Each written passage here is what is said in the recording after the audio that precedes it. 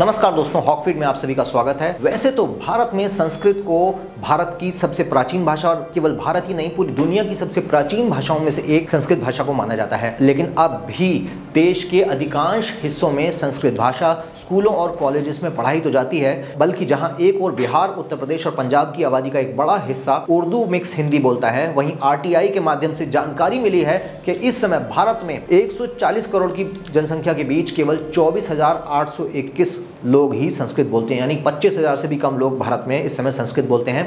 तो ऐसे में संस्कृत भाषा के ऊपर जो ये बड़ा खतरा इस समय मंडरा रहा है, इससे लड़ने के लिए और इस समस्या से निजात पाने के लिए केंद्र सरकार क्या काम करेगी? क्योंकि दोस्तों कांग्रेस से तो हमें बिल्कुल उम्मीद नहीं कि वो संस्कृत भाषा के लिए कभी कोई काम करेगी।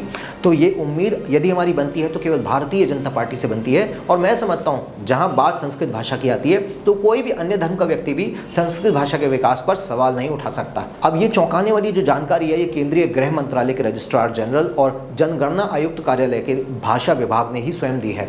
भाषा विभाग ने आगरा के सर्जन और सामाजिक कार्यकर्ता डॉक्टर देवाशीष भट्टाचार्य द्वारा दायर एक आरटीआई आवेदन के जवाब में ये जानकारी प्रदान करी। आपको बता देते हैं कि 2011 की जनगणना के अनुसार भारतीय जनसंख्या का केवल 0.002% लोग ही संस्कृत बोलते हैं। डॉक्टर भट्टाचार्य के अनुसार संस्कृत को संविधान में अल्पसंख्यक भाषा के रूप में सूचीबद्ध नहीं किया गया है। अब आप मुझे बात बताइए, इस देश में जहां एक समाज जो सीना ठोक के कह रहा है कि कोई कह रहा है 35 करोड़ हैं, 40 करोड़ हैं, यहाँ तक के समाजवादी पार्टी के शफीकुर रहमान ने तो ये तक बोल दिया कि हम भारत में 50% आबादी हैं। तो ऐसे में उस समाज को आप अल्पसंख्यक कहते हैं आज भी, लेकिन संस्कृत भाषा के जो बोलने वाले जो लोग हैं वो 25,000 से भी कम रह गए हैं। तो क्या उसको एक अल्पसंख्यक भाषा के रूप में सूचीबद्ध संविधान में करना चाहिए या नहीं? ये बात हमें कमेंट में ज़रूर बताएं। और आपकी बात अपने आप में एक बहुत बड़ा वोट है। जब हज़ारों लोग इसके बारे में कमेंट करेंगे तो मैं समझता हूँ कहीं ना कहीं ये मुद्दा एक बड़े स्तर पर आएगा। और हैशटैग सेव संस्कृत आज चलाएं। आपको ये नीचे स्क्रीन में भी दिख रहा होगा, हैशटैग सेव संस्कृत।